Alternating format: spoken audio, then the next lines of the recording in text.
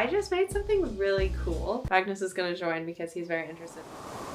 Anyways, I'm super proud of it, and I wanted to walk you through the process of how I made my Dragonite cosplay.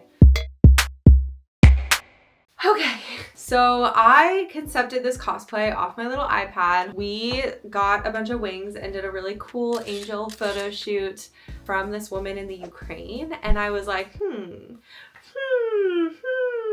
So the first thing I did was contact our lovely lady, Miss Angel Wings, and order a pair of light orange dragon wings. The wings are made out of this material. It's called like isolon or something, and you can only get it in the Ukraine or other places that are not the US or the UK. So she has the ability to make these wings and I do not, unfortunately. And the reason why we like that type of foam is because it's extremely lightweight. I use Angelus leather paint. For any project, I basically use Angelus leather paint and airbrushed this to be as close to Dragonite as I could. Of course, it's giving a little bit of Charizard, but such is life.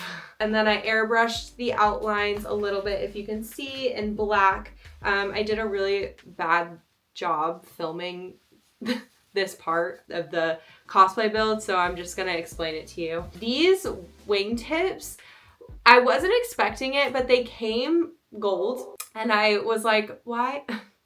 It's okay. Because what I did is I just took some of the fabric that I used in other parts of the cosplay and I covered the gold tips. So that was the wings half. That was kind of like the easiest part of the build. Pretty much everything else I handmade. Oh, the other ones, the boots. So these boots, I lost all of my toes. I was a bad cosplayer and I made these claws out of foam clay, and then I wanted them to dry on the shoe because I wanted them to have this perfect little crease of where I was putting them. But then when they were dry, I literally went to the boot and I was like, and I realized that they weren't coming off, and I was like, I might as well not mess with it. I should have messed with it. And then of course I painted them and whatever, got to the con, they immediately fell off. Fine. So anyways, those were the two things that I bought and then I upscaled. As far as the rest of the cosplay, it was entirely handmade. So let's jump to the breastplate. The breastplate actually took the most time and it was the first thing that I started doing. The breastplate base is literally just thermoplastic. It's Worbla. So this is kind of how it starts. You get like a square piece and it's flat, and you literally just use a heat gun and you start to form with your hands over the mannequin so that you get the shape of the mannequin in your thermoplastic. That sounds all nice and super easy. It's not. There was a piece in here in which I actually ripped the thermoplastic and I messaged her and I was like, Rah! I wanted to make this like lined striped pattern. Whoa, I didn't know.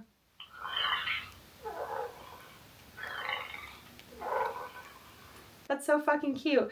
But I also wanted it to be reminiscent of a dragon, right? Because like the fun part of making a Pokemon Jijinka is the fact that one, I can do whatever I want. Two, I could lean into the fact that he's a dragon. Like he doesn't have to be this big cuddly like 467-pound perfect exact copy of Dragonite. Like I can make a really cool armored dragon. So I thought that was cool. I wanted to do scales.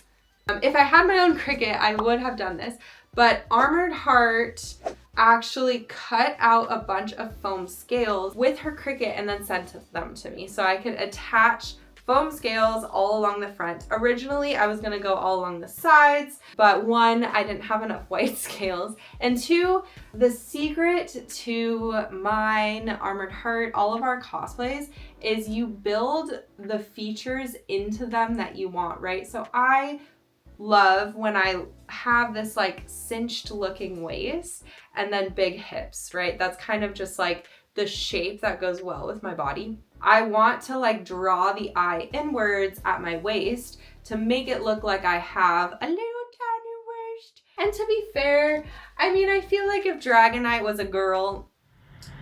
Anyways, so So I hand drew these sidelines with Sharpie just so I could follow, and then I cut the edges along the line. So I like added the scales past the line that I made and then cut the edges along the line to make it a nice smooth pattern. And then once all of the scales were secure, I taped off the sides of the corset so I didn't get anything on the sides. I covered the foam with Mod Podge to seal it, and it also gives it like that shiny effect, if that makes sense.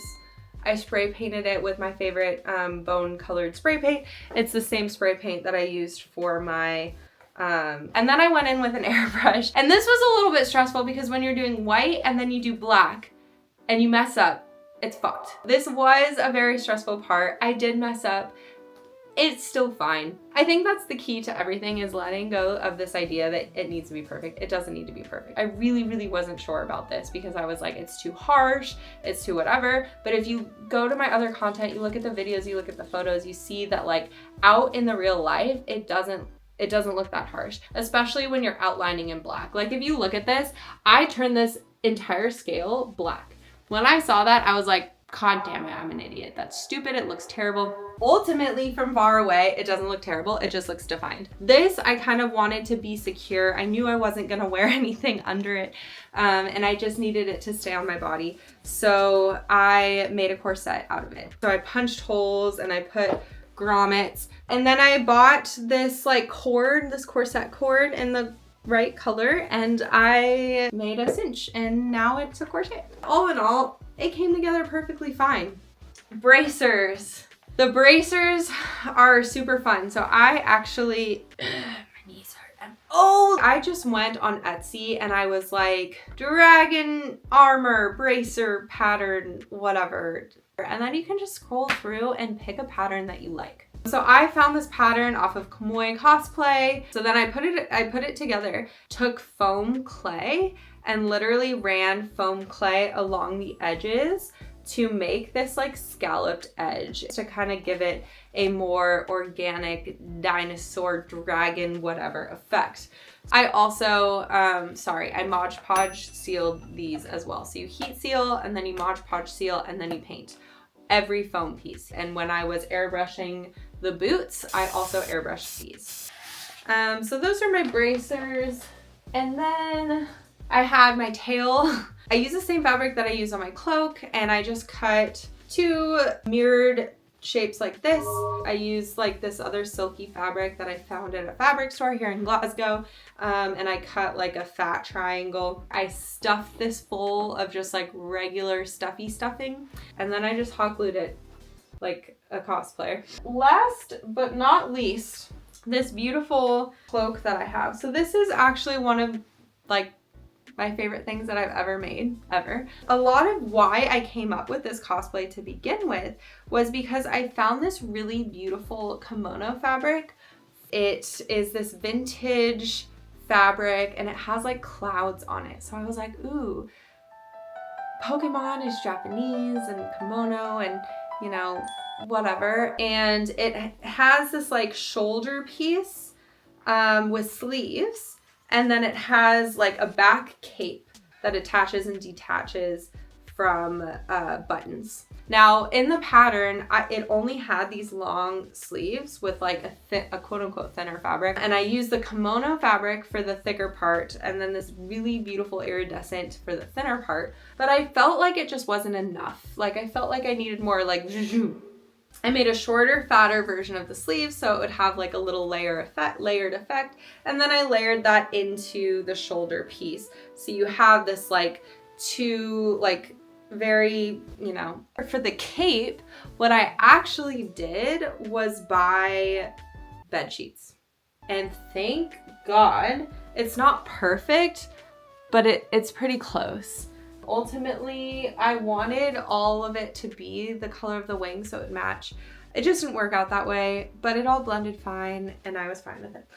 And then like super last but not least, the little headband. I actually bought this from an artist. This was like a piece that like there was no need for me to like sit there and try and figure out how to make one because this works just fine. Yeah, that is everything. I'm so excited for my next Pokemon cosplay. I already have her in the works. But if you have any suggestions, any questions, anything that you want to see while I build that next Pokemon cosplay, or any Pokemon that you want to see me cosplay, leave it in the comments. All right, thank you for watching. Follow, like, subscribe, zoogirlq on all my platforms.